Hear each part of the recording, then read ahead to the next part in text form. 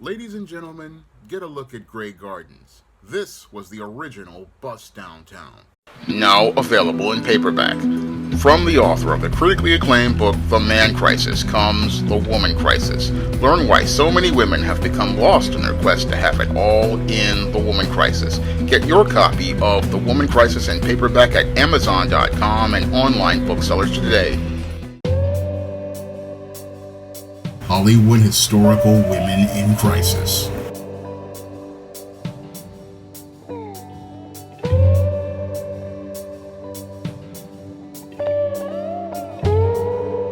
One of my viewers wanted me to do another installment in the Historical Women in Crisis series. And for this installment in the Historical Women in Crisis series, I'm going to be talking about the aunt and cousin of the late First Lady Jacqueline Kennedy Onassis, Edith Ewing Bouvier Beale, and her daughter Edith Bouvier Beale. All images used in this video are under fair use of United States copyright law of 1976 and are used in conjunction with my commentary.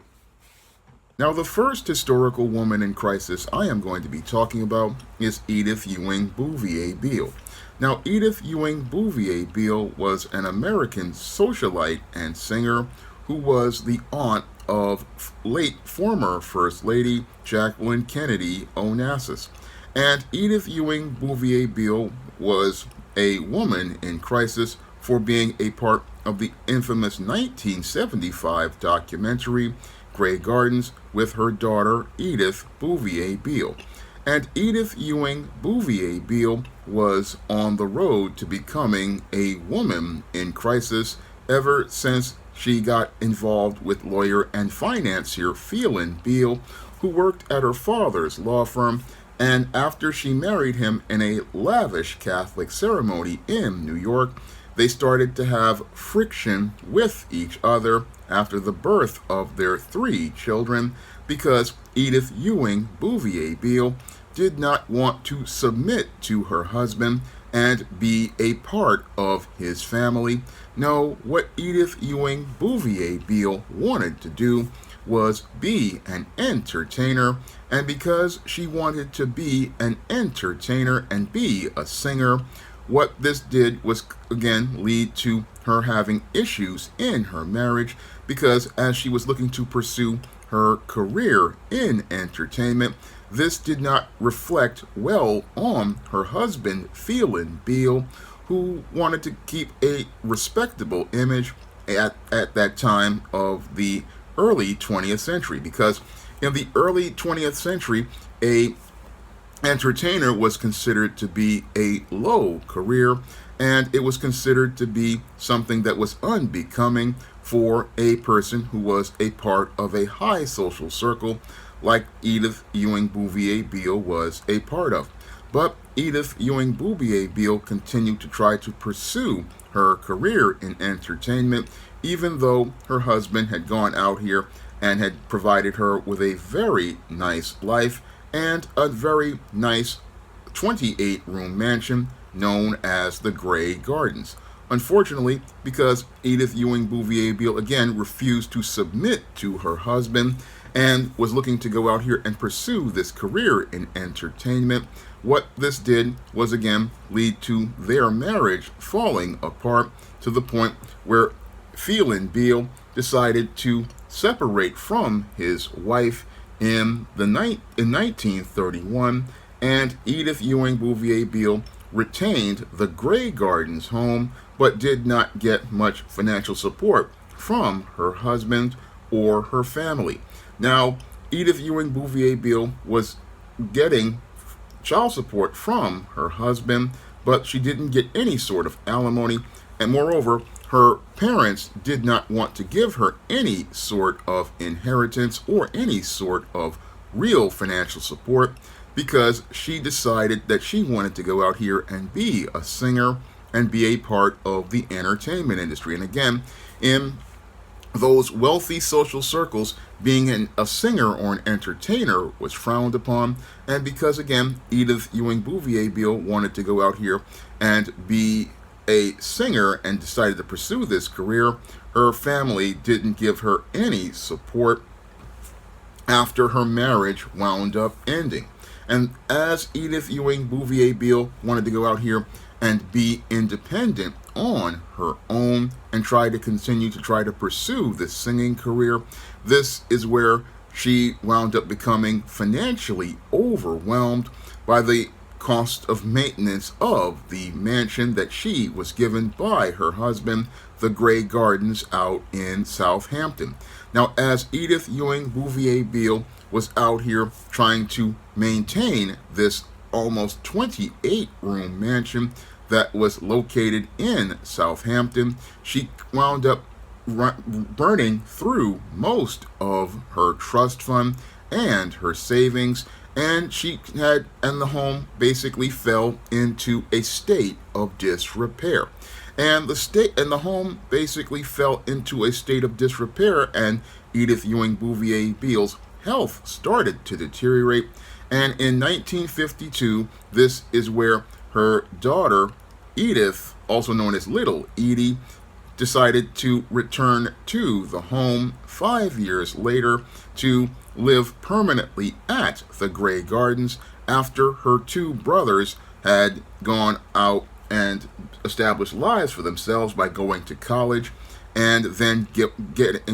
doing a stint in the military and getting married and starting their own homes. And the brothers did not want to go out here and support their mother in maintaining the home because they wanted the mother to sell it because the maintenance cost had gotten overwhelming. And the maintenance cost had gotten so overwhelming that Edith Ewing Bouvier Beale could not maintain the home, even with the help of her daughter coming back to help take care of her. There was no way to continue to take care of this home due to all of the incredible maintenance costs as related to maintaining this home. And even with these women, again, being given a stipend of $300 a month, it was no way for them to be able to pay the high maintenance cost on a 28-room mansion, which included insurance, property tax, and the ability to pay for basic services like garbage and water. And as a result, the Grey Gardens was a mansion that fell into complete disrepair. And as the Grey Gardens fell into complete disrepair, both of the women had no understanding of how to set a course to change their lives. And sadly, as they were living in this dilapidated mansion, had no understanding of how to go out here and be able to change course of their lives. No, sadly, these two independent women, they wound up in a codependent relationship, just trying to exist at and maintaining this mansion and this lifestyle that they no longer could maintain. And as they tried to continue maintaining a lifestyle that they were just financially incapable of continuing to maintain, what happened to both of these women is they just wound up trying to create a smooth world where they refused to deal with the problems of the cost of maintaining this mansion. And as this mansion fell into disrepair around them, they wound up going out here, and as one room got filled with garbage because the garbage collectors would not come take the garbage because they could not pay for the service anymore, they would just fill one room with garbage and then move on to the next room when in the mansion, to the point where the entire mansion was filled with squalor. And as the mansion was filled with squalor, the rooms in the mansion started to deteriorate due to the lack of maintenance. And as these rooms started to deteriorate, a stove in the kitchen basically fell through the floor into the crawl space of the mansion and the basement. And many of the rooms, they had the ceilings falling down. And again, this was all due to the home basically rotting around both of these independent women, who again wanted to go against their family's wishes and go out here and be entertainers and singers, but sadly did not have any understanding of how the business of entertainment worked. And sadly, because they didn't understand how the business of entertainment worked, they were struggling in poverty. Moreover, they were struggling in poverty because as they were chasing this dream of becoming entertainers, neither one of these women had any sort of home management skills that most wives usually had, because both of these women were debutantes and they neither one of them understood anything about maintaining a budget for a home. Neither one of these women understood anything about taking care of different city services by making sure checks were provided. And this is what led to the home basically falling completely apart, to the point where, again, most of the weeds were growing in the yards. There was, again, just filth all around. And this home basically it was once considered one of the greatest homes in the Hamptons, but had fallen into complete disrepair to the point where it was considered just a complete disaster. And things had gotten so bad that a documentary crew came to find out what happened with the home, Grey Gardens. And as they came to the home and found Edith Ewing Bouvier Beale and her daughter Edith sitting in squalor, it just showed how one of the upper class women in society had fallen from grace. But the reason why she fell from grace was because she basically wanted to be an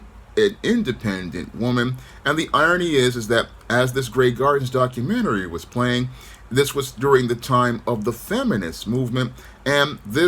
what happened to Edith Ewing Bouvier Beale basically was a precursor to what I believe will be happening to lots of feminist indoctrinated women from today, because Edith Ewing Bouvier Beale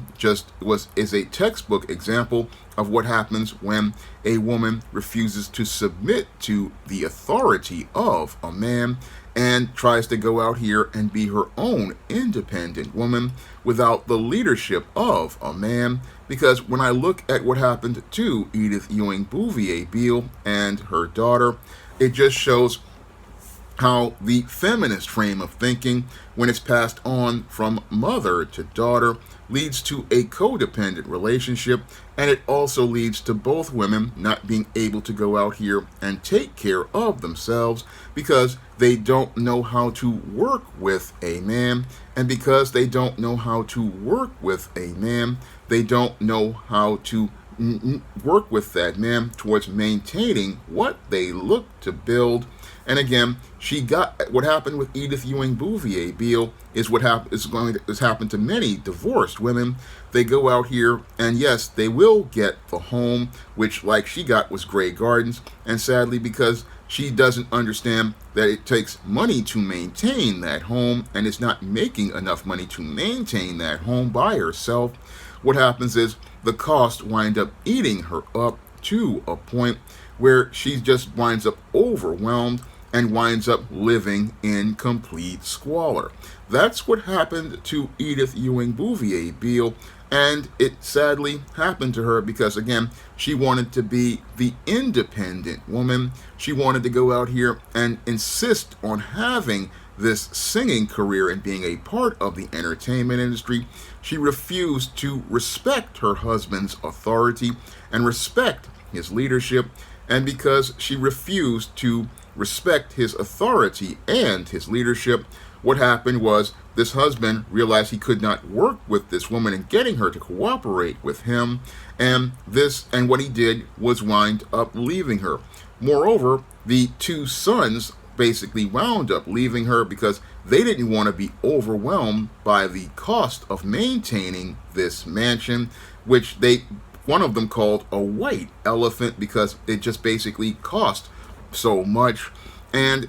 because Edith Ewing Bouvier Beale again wanted to be the independent woman, she refused to swallow her pride, and because she refused to swallow her pride, she wound up getting swallowed up by a mansion and living in the filth of that mansion that was rotting around her. And things got so bad that the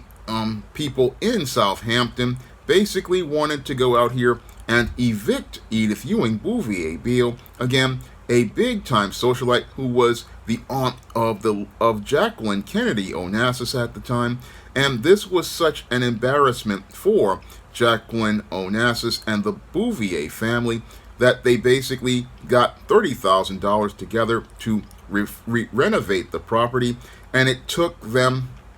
40 gallons of disinfectant to basically sterilize the mansion before they could even do repairs. And they also gave Edith Ewing Bouvier Beale and little Edith Beale a stipend, so that because these women's trust fund had basically ran out. But the only reason why they did that is because they felt embarrassed about how this would reflect on the family, to see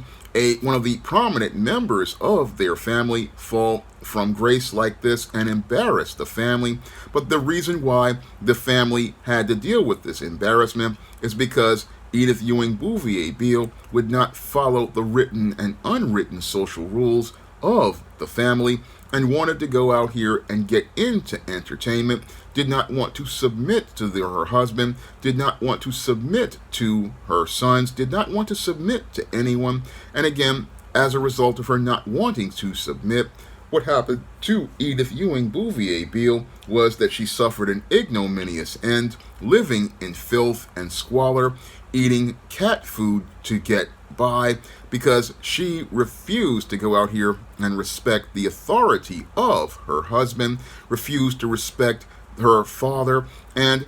as she went out here hoping to become an entertainer, never became that entertainer, and sadly wound up becoming the model for the dysfunction that we saw in reality shows almost 50 years later. I mean, what we saw in the documentary Grey Gardens is on the level of reality shows like Honey Boo Boo, and was an embarrassment to the entire Bouvier and Kennedy families, and really just showed how the impact of feminism on most women, even before feminism came out as mainstream, because this woman basically, again, she wound up becoming a woman in crisis because she chased a dream and did not want to go out here and respect and submit to her husband. And because she didn't want to respect and submit to her husband, this is how she wound up in this situation where she basically was in an embarrassing situation.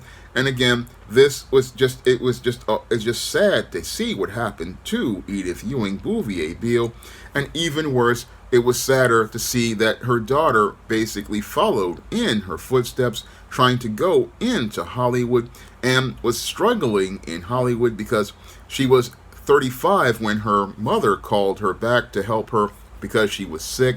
And Edith's daughter, again, basically struggled the same way that she did because she followed the model of her mother, not understanding that the model for her mother was dysfunctional. And again, when Edith Ewing Bouvier Beale modeled her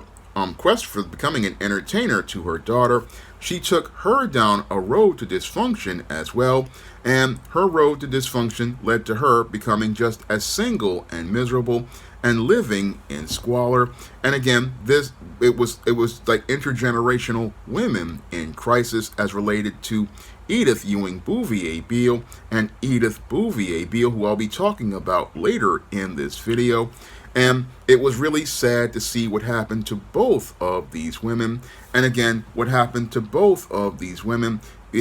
was a precursor to what may be happening to many feminist indoctrinated women in the future, because again, many feminist indoctrinated women, they wind up getting the house after a divorce, and they often wind up smiling and being very proud about getting one of these homes from one of these so-called high-value men, but not understanding that, yes, you got a home, and because female nature is all about nesting in a home, what happens is many women, they get proud of owning their home, but what happens is they don't understand that homes have cost money to maintain. Homes have costs that are ongoing, like garbage,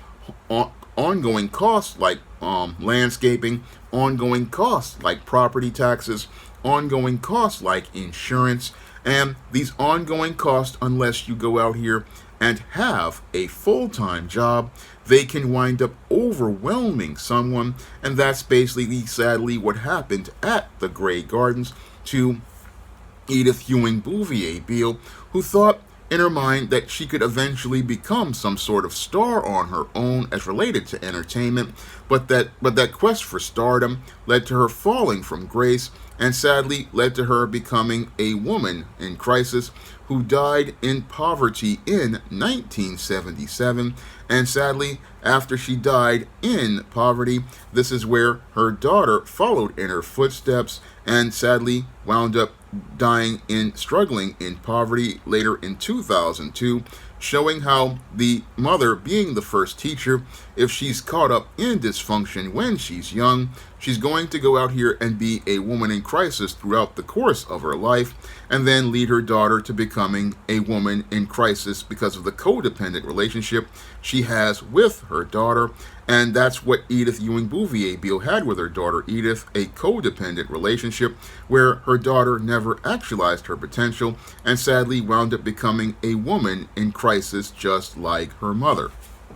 Now, the second historical woman in crisis I'm going to be talking about is the daughter of Edith Ewing Bouvier Beale, Edith Bouvier Beale. Now, Edith Bouvier Beale is known as Little Edie, and sadly she wound up becoming a woman in crisis just like her mother.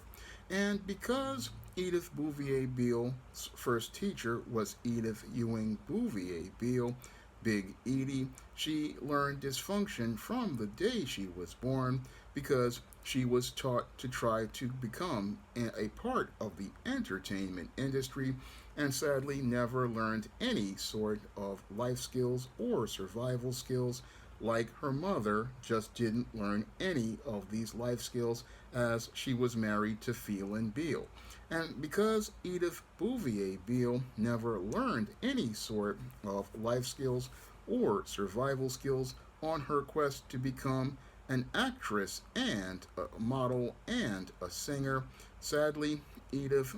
Bouvier Beale wound up on the road to becoming a woman in crisis soon after her mother got divorced. And while little Edie was out here being a clothes model and looking to begin aspire to be an actress as she was living in the Barbizon Hotel for Women and working on trying to develop her quest for stardom, sadly her whole quest for that road to stardom wound up ending in 1952, and it ended in 1952 because her mother, Big Edie, wound up getting sick, and she left her hotel that she was staying at the Barbizon Hotel for Women to go to live with her inside of the Grey Gardens. Now, both women were living at the Grey Gardens, and Edith Bouvier Beale was trying to take care of her mother at the Grey Gardens mansion, a 14-room mansion in the Hamptons. Unfortunately, as they were living together, their trust funds wound up running out, and as their trust funds wound up running out, both of these women, because they just did not know how to develop the survival skills to adapt in the world, both of these women did not know how to move on from the place that they were in. And as they tried to maintain their high-class lifestyle, their whole world started to fall completely apart. And because Edith Bouvier Beale learned the dysfunctional pride from her mother, what they were looking to do was continue to try to maintain their home in the Hamptons and trying to maintain the lifestyle that they had while her mother was married to Phelan Beale, and they were still trying to maintain that high-class lifestyle. Unfortunately, as their money ran out, neither of these women wanted to swallow their pride, and they didn't want to swallow their pride and go out here and go get real jobs, to go out here and maintain the home and pay those bills that are a part of maintaining a home, such as property tax, such as insurance, and such as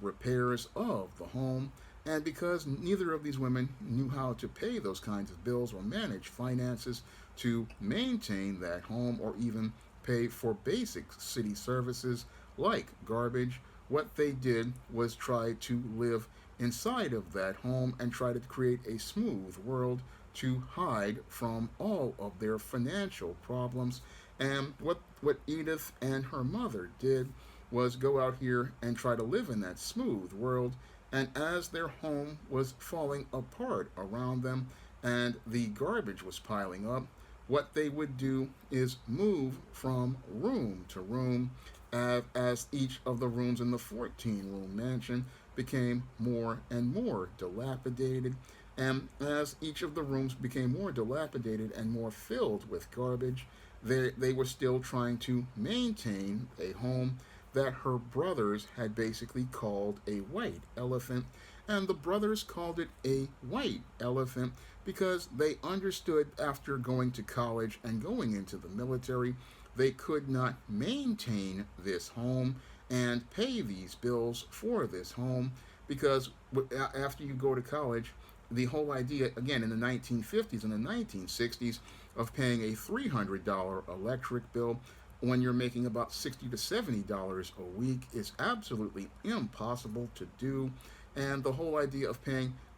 these $300 again water bills, electric bills, and light bills is just not possible. But you had Edith Bouvier Beale and her mother trying to maintain a lifestyle that they had outgrown and trying to maintain a home, the Grey Gardens, that could not be maintained or sustained, but they were still trying to maintain and sustain this home and trying to go out here and trying to eke out an existence from their previous lavish lifestyle. And this basically led to Edith Bouvier Beale again following in the dysfunctional footsteps of her mother. And as she followed in the dysfunctional footsteps of her mother, she became a woman in crisis just like her mother. But I could sympathize for Edith Bouvier Beale because she had basically been abandoned by her father, who left the family for another younger woman who would better fit his lifestyle as a lawyer and did not have aspirations for the entertainment industry. And she didn't know that she was on a road to dysfunction because she didn't know that her mother had put her on that road of entertainment, not understanding entertainment isn't a road that socialites would go on. And again, as her mother took her down that road, she basically put her on a road to becoming a woman in crisis. Now, as Edith Bouvier Beale and her mother, Edith Ewing Bouvier Beale, were trying to maintain their existence, they basically were struggling in wallowing in poverty. And again, they were struggling in poverty because, again, neither woman had developed proper life skills or survival skills that many women have today. I mean, these women didn't have those skills that many women have at the side of a good husband who teaches them how to go out here and manage a household, teaches them how to maintain the home by paying the bills, and teaches them how to maintain their own finances. And sadly, they weren't taught these skills, and this is why they wound up struggling for all this time, even though little Edie had done jobs in modeling and acting. She never was taught how to manage money. And both women, while one was trying to take care of the other, couldn't take care of themselves. And they couldn't take care of themselves because neither one of them knew how to do anything. And when I look at both Edith Bouvier Beale and Edith Ewing Bouvier Beale, sadly, I see both of these women as precursors to today's modern feminist woman who believes that in many cases when they divorce and they get the big house, they've got something because their natural nature is nesting, and they think because they have the home, they have a nest. But if you don't have the right financial skills to know how to maintain that home, you're not going to be able to maintain your life. And that's the whole lesson that I believe many feminist indoctrinated women never get as related to the tragedy of the Grey Gardens documentary. They never get the tragedy that both of these women, they were so-called independent women who were looking to do it by themselves, and as they were looking to do things by themselves, they wound up unable to take care of themselves, and both of these women wound up struggling. And sadly, I see this as being the dark future of many women out here who, like Tia Mowry, who, when they win their divorces and get rid of their husbands, yes, they've got the home and they're in their feelings because they have their nest. But the whole thing is, they don't see that it takes money to maintain a home, and it takes the leadership and guidance of a man to show you how to keep your money straight so that you can go out here and maintain your property and do things like pay your property tax, pay your insurance, pay to get things fixed, and pay to maintain a quality of life by going out here and mowing the lawns and keeping the entire property clean. That's the kind of things that men take care of as they're helping the woman manage the home. And this is why you need two people, a man and a woman, at that home to maintain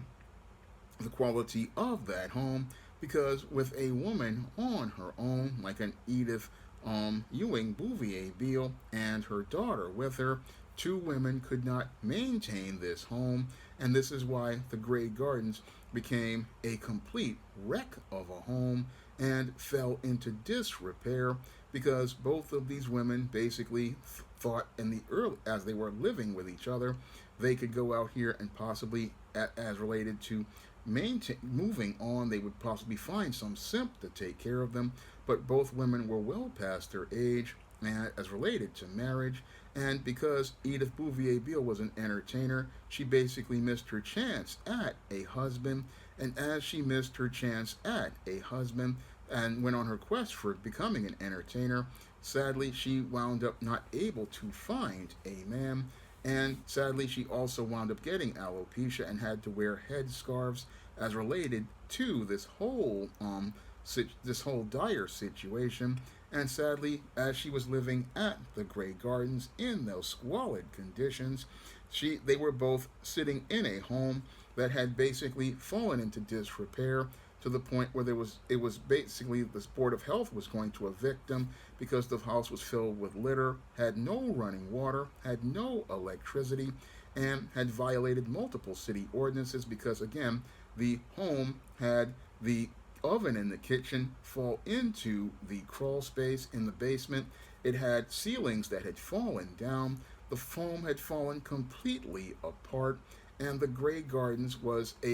one of the worst places to ever be in because the owners could not maintain it, and the home they had not paid the back taxes. And again, the sons saw how bad this home was and was hoping that the mother would give up on this home, but this mother refused to swallow her pride. She was going to maintain her nest at all costs, trying to be the independent woman. And as she was looking to try to be the independent woman, she had found herself all by herself. And sadly, as she found herself all by herself, she was a woman in crisis, and she was in such a crisis that it took the Bouvier family. They had Jacqueline Kennedy,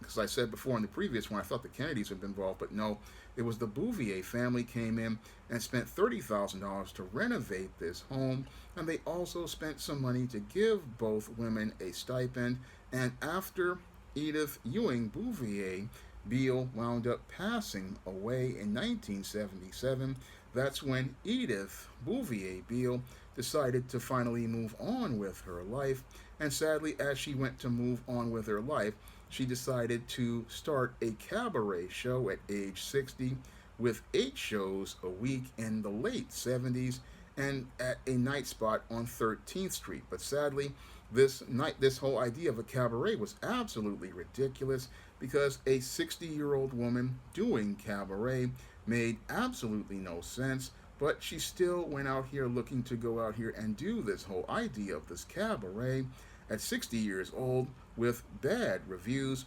and even tried to live in the Grey Gardens for another 2 years, according to her mother's wishes, holding out as related to selling the home, trying to prevent it from being torn down. But eventually, somebody did buy the infamous Grey Gardens home after it was renovated. And this guy, Ben Bradley, the executive editor of the Washington Post, bought the home and eventually didn't tear it down, but renovated the home and turned it into a classic home. And it sold later on in, I believe, 2017 for $19 million. And again, this home, Grey Gardens, has gone on, even though Edith Bouvier Beale sadly wound up passing away when she moved to Florida in 2002, where she was found dead in her apartment all by herself. And when I think about Edith Bouvier Beale and I think about her mother, Edith Ewing Bouvier Beale, sadly, both women are a foreshadowing to many of the feminist indoctrinated women about being independent and on your own. Sadly, both of these women wound up alone, dying alone, and never really having any connection to their family. And that is the saddest part about both of these women. They never got to be with anyone they loved. They never got to share life with anyone they loved. Yes, they were all independent and did not need a man. And sadly, these women became women in crisis who stayed to themselves. And as they stayed to themselves, they became recluses. They were living in their own world. They were all by themselves and miserable, living in squalid conditions. And when I look at both of these women, I see women who basically